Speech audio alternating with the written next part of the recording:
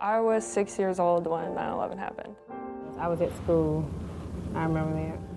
When I was actually in 6th grade, was in my English class. I was 22 years old. I was at MEPS, actually going through my physical. I was at Fort Benning, Georgia, home of the infantry. I remember a little bit. We were living in upstate New York at the time because that's where my dad's from originally. So I remember my mom getting a lot of phone calls. I remember her being very worried and flustered and kind of catching glimpses of what was on TV, but I didn't really fully understand the tragedy of it.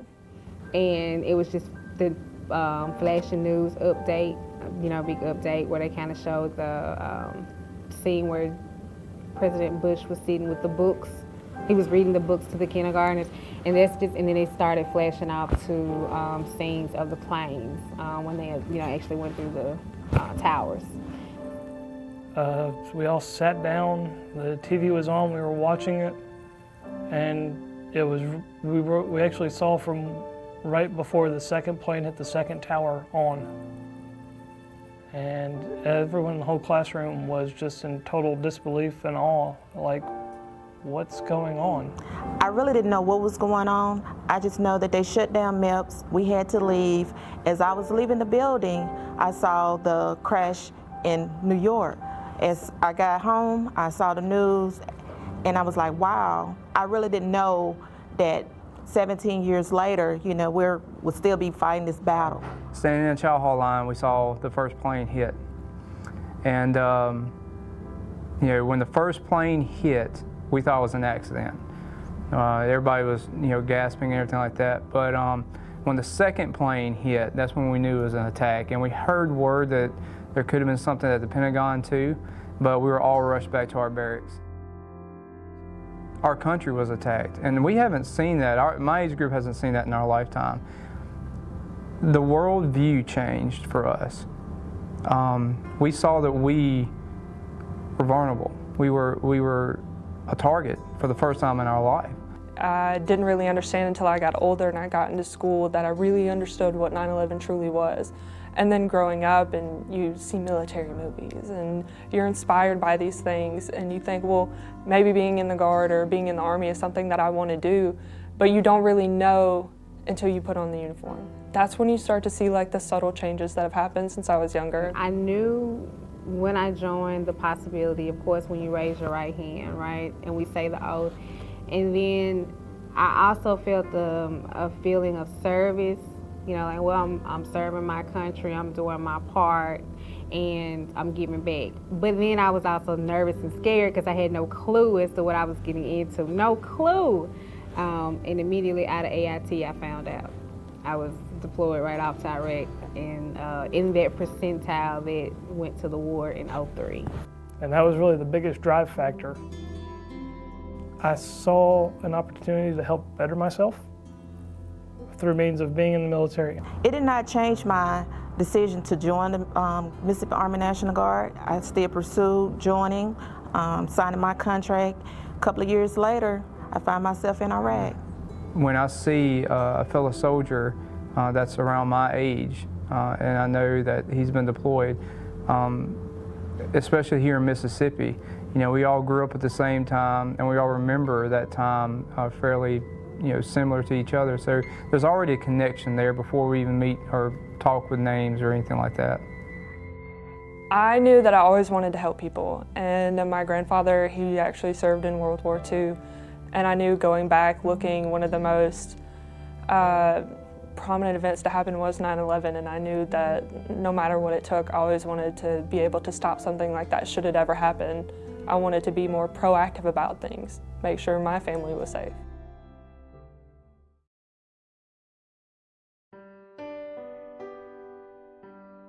This is the first time that happened in our backyard, and it really scared me. It's like they can come over here and get us. They can touch us now. We were not safe in our own home. Something on that scale is not traditionally something that we train for. I don't think anybody was fully prepared for the mobilization, the size and the effort that was going to be asked of us. Ready for it, no, but adapted and got ready in a very short period of time, yes. there was no SOP back then. There was no standard operating procedure. And we developed it, we made it up on the go, and we perfected it over time. Once 9/11 happened and everything started to happen, our training changed really quickly on what we had been looking at and what we were anticipating to go to. Our training up to that point hadn't been necessarily for the desert. It was always, you know, other regions of the world. Pre-9/11, most of the deployment experience or combat experience came from whatever Vietnam veterans were still serving. And so that made a big difference because you're talking about a huge difference in the way things are done, you know, because what soldiers were doing in Vietnam is hugely different from what we were doing in Iraq. But that's the only experience we had to draw from. I've been deployed with the Marines, but I've never been deployed with the Army National Guard. The only one that actually had a deployment were some of the old guys in our platoon, and they didn't have this kind of experience either. So it was very new for me. When we mobilized for Operation Iraqi Freedom, we knew we were going to combat. And there's a different mindset that the soldiers have. I mean, there was no doubt that we were going to deploy when we started training in 2004. Just that is what changes the way you prepare yourself. We didn't know what we were getting into, but we were rigidly flexible on everything we did. We'd been trained to the best of our ability at that time, and we were making decisions on the ground as going forward, as, you know, keeping our guys safe and getting the mission completed with the best thing we had. And we went into Iraq with soft shell Hummers when we went up there. Of course, when we came out, we'd pretty much hillbillied them up, and we had up-armored Hummers all over the place that we built ourselves. We knew you know, what all this meant and how to apply it based on what we've already experienced. Because that's really the only way you learn and improve and change things, is figure out what did work, what didn't work, and make the appropriate adjustments. And even at that time, best laid plans don't survive first round being fired. And being the National Guard, that's what it's all about, you know. It's a part-time job, but with full-time consequences. It changed the world, not only for me personally, but I know for all Americans. How we view our security, us as an Army, how we view readiness and preparedness. So a big change and big impact in many ways. When you put the uniform on, you never want to deploy. You hope there's never a reason for you to deploy. But I take great pride in wearing this uniform and answering any call that is called by either on the national level or from the state level. You know, there was a reluctance back then, even at that point, to mobilize some of the brigades out of the National Guard. But through the persistence of folks like Sonny Montgomery, they were able to get us in the queue to where we would go. Plus, the active Army was just running out of steam. They had rotated their divisions in and out of Afghanistan and Iraq, and some of those soldiers were going back for their second or maybe third time, and so they were burning them out. You had to get the Guard and Reserve involved, especially the Guard in the combat operations.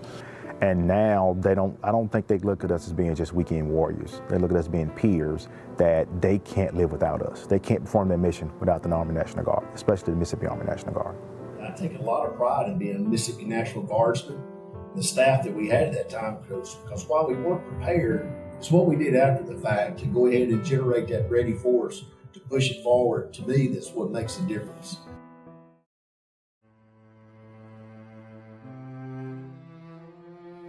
Personally, I don't think anybody was prepared for an event like 9/11, and actually on that particular day, after we had those attacks on our country, I'm not really certain that anyone knew exactly how we were going to react.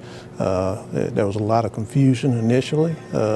We got the first reports. There were a lot of different reports. It wasn't until later on that one of the reports came out that no, it was a large plane that actually hit the tower, and then shortly after that another plane hit, and that's when everybody knew that we were under attack.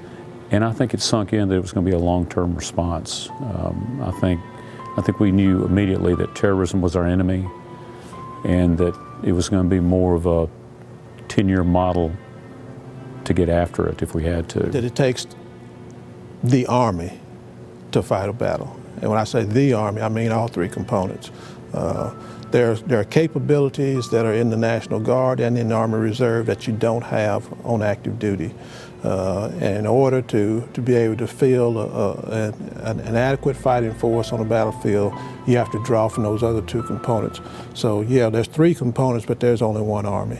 The military is very fortunate that they get to tap into us about every 3 or 4 years. Very fortunate. We bring a lot to the table for the active military. Since 9/11, and I can't give you exact numbers, but I can tell you that more than likely just about every unit in the Army National Guard of Mississippi has deployed somewhere around the globe, either whether it's Iraq, Afghanistan, Kuwait, or in Washington, D.C., like the Air Defense Unit does on a rotational basis. They've all rotated somewhere around the world in support of the war on terrorism.